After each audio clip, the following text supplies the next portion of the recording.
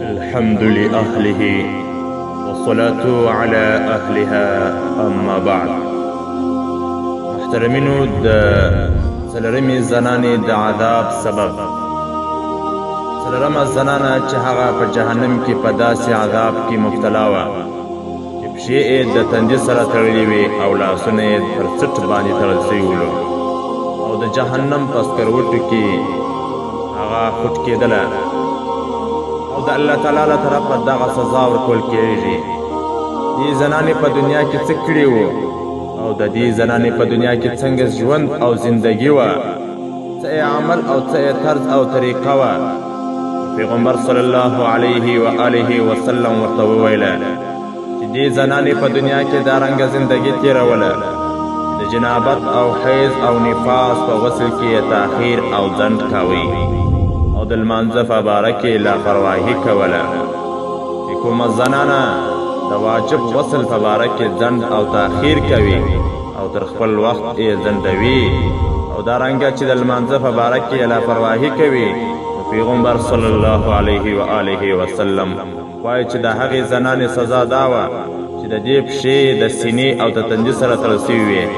او لاسونه یې پر څټ باندې تړل سوي وو او د جهنم په لمبو او سکروټو کې دا سوځېدله او خوټ کېدله. محترمینو، د فرض غسل د ځنډولو اندازه. مسله دا ده چې کله پر نارینه او زنانه باندې غسل واجب سي، د ټولو څخه اولا طریقه بهتره طریقه دا ده چې نارینه او زنانه په هغه ساعت په هغه ګړي باندې غسل وکړي. که چیرې غسل ونه کړي بیا نو دویمه بهترینه طریقه دا ده چې کم از کم اودس تازه کړي، د هغه څخه بعد بیا پریوځي او بیده سي. او که چیرې اودس هم تازه نه کړي نو دریمه طریقه بیا دا ده چې کم از کم انسان هغه د استنجا ضرورت پر ځای کړي، لاسونه پریمنځي او په خوله اوبه وګرځوي، بیا پریوځي او آرام وکړي. که دا دریمه طریقه هم پر ځای نه کړي نو بیا خو پکار دا ده چې نارینه د سهار په وخت کې د لمانځه څخه مخکې او د جماعت څخه مخکې د خپل غسل ضرورت پر ځای کړي او د خپل ځان لپاره چې کوم واجب یا د سنت په شکل جماعت دی په هغه جماعت کې خلل او نقصان ران نه ولي.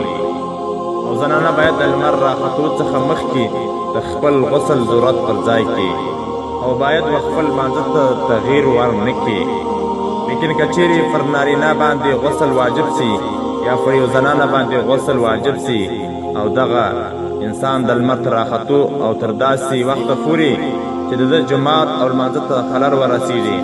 هغه د غسل ضرورت پر ځای نه کړي نو دا انسان که نارینه وي که زنانه وي فرض غسل کې ځنډ او تاخیر کوي او د دې فرض غسل سره د نارینه او زنانه د خپل مانځه په باره کې هم لاپرواهي کوي. پیغمبر صلی الله علیه و آله